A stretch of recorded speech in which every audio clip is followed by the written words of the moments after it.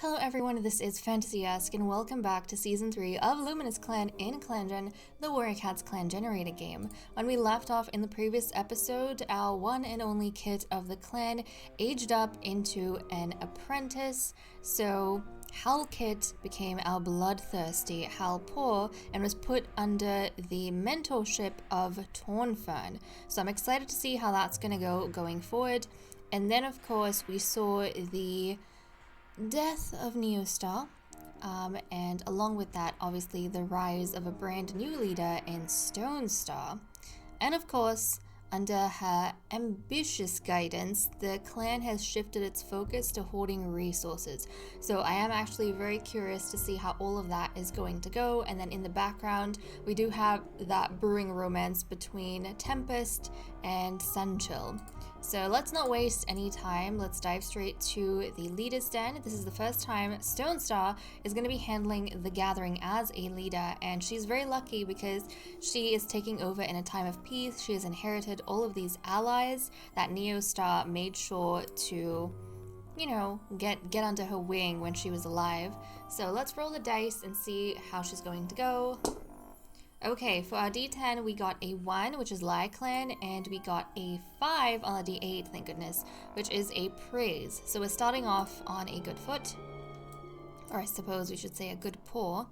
But let's skip a moon and see what happens. No birth and death notices. Luminous Clan does not have enough healthy medicine cats. Cats will be sick/hurt for longer and have a higher chance of dying. With the additional focus of the clan, 3 pieces of prey and no herbs were gathered. Stone Star takes her chance at the gathering to fawn over Lie Clan's leader for everything from their apprentices' manners to their medicine cat's intelligence. Lie Clan relations have improved. Sunchill will always love Firefreckle but has decided to move on. Okay, so previously he overcame his grief, but now he has moved on from Firefreckle. So I wonder if that means he's finally going to be willing to open up his heart and fall in love with Tempest. Halpor's bruises have healed. Halpor was attacked by a group of rats. He managed to fight them off but didn't escape unscathed. Hold on a second. Oh no, that means Halpor, who is very much injured, is not going to be able to go out on patrols. Oh no, that's terrible. That is terrible. I mean, he is the only apprentice in his batch, which means as long as he lives through his adolescence, he's going to graduate as the Hal Prince. But, oh, that must suck. That must suck very much. And I hope the rat bites can't get too, deadly or anything like that. But he has got a rat bite. Got heat exhaustion. I mean, also our medicine cat is down, so that's probably not the best time for anyone to have any sort of illnesses or injuries.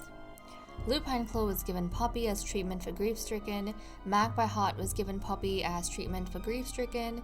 Tempest was given Moss as treatment for heat exhaustion, and of course, Halpor's bruises healed, but then he did get that rat bite.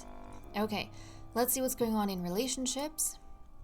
Stone Star keeps asking Halpor to explain a joke, but Halpor just says that Stone Star had to be there. Despite past disagreements, Tornfern is kind to Stone Star in passing. Cloudfur feels a little safer when Stone Star joins her in the clearing. Cloudfur accuses Tornfern of stealing something. Tempest knows what to say to make Lupine Claw feel better. Daisy Quake helps Lupine Claw hide from a clanmate. Magpie Heart thinks Tempest is trying to steal one of his friends. Magpie Heart is hiding behind a bush, ready to pounce on Sunchill. Pepper finds a bit of fluff that smells like Tempest and adds it to his nest. Pepper is able to work together with Daisy Quake. Cloudfur goes out of her way to help Sunchill with something without being asked. Sunchill and Halpor spend some time together and nearly forget what made them upset with one another in the first place. Sunchill will always love Firefreckle but has decided to move on.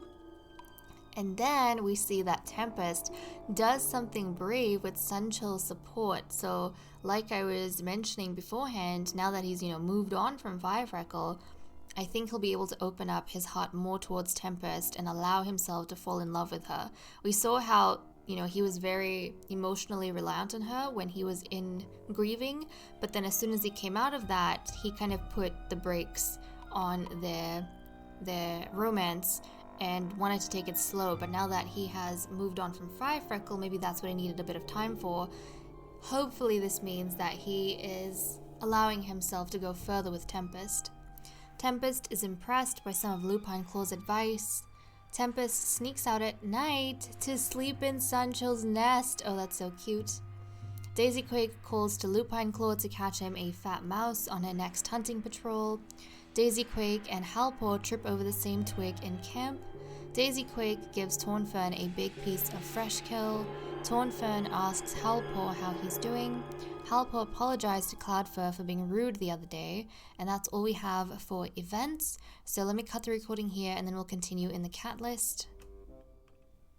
Okay, let us resume with the cat list. First up, we do have our loyalties. Nothing has changed in terms of loyalties.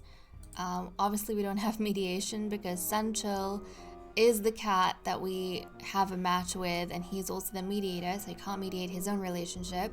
But I did dive into their relationships to see how they felt about each other, and guys, Sunchill is finally in love with Tempest, so I think the timing was just perfect. Everything works out, and if we switch to Tempest, she's also in love with Sunchill. So now that both of them have fallen in love with one another, I hope that means we can expect a litter from them very soon. Maybe they'll be more agreeable to this whole thing. I mean, they were agreeable from the start, but now that they're in love, maybe they'll get a bit of a move on, you know what I mean? Okay, let us see what everyone is doing for the day. Stone Star is feeling proud of herself. As leader, of course she is, she should be. Lupine Claw can't get anything done with this heat. Magpie Heart reminisces on his time with Neostar. Oh my goodness, Magpie Heart. I love that he hasn't, forgotten his mate or moved on from her just yet, which, does make sense quite a bit. She did pass quite recently. And also, I think last time we were talking about how they barely had any time together before she kind of left. She did, the most important thing in the clan and then left. Sunchill saw a kitty pet sitting calmly next to a dog. Tornfern is conducting a rather rigorous training session for the younger warriors as the sole mentor with a bloodthirsty apprentice. This is probably very necessary. Daisy Quake tries to set a good example for the younger cats. Halpor fell into a nearby creek yesterday and is still feeling damp. Tempest has more energy than she knows what to do with at the moment. Pepper is grateful he has lived so long. Cloudfur is telling a rather tall tale to any cat who will listen, and that is all that we have for these cats. So let's cut the recording here and move on to patrols. Okay, let's continue with patrols. Now we don't have a medicine cat that needs to go out. Now we only have our group of 3 over here. Our apprentice is also down. We currently have 49.3 prey. We need 22, so we're not killing for food. But I don't know if these cats are wanting to go out on a hunting patrol or what, because it's already kind of set to hunting there, even though I haven't done anything. So I wonder what that's about. But okay, we have Daisy Quake, Tornfern, and Stone Star going off together. So let's go ahead, send them, see what they get up to. It's hot out today and the hunting patrol bounces around infused with energy as they seek out prey. Proceed. It feels like every creature on the mountains is out enjoying the weather and fattening up, and the cats have what feels like the perfect day. Sun and heat and prey dripping from every moment. A large amount of prey is brought to camp once again. We have 78.1 now, which is amazing. So definitely an age of bounty under Stone Spec. So I suppose that's one way we could interpret, the focus that has shifted with her. But okay guys, with that said and done, I'm going to leave off here. Thank you so much for watching. It was a very brief episode, I am aware, but we kind of went through the motions, got the essential things done. And I think now, more or less, I am just biding my time for Tempest and for Sunchill. But with that said and done, like I said, I'm going to leave off. Thank you so much for watching. I hope you all enjoyed, and I will see you all next time. Bye-bye.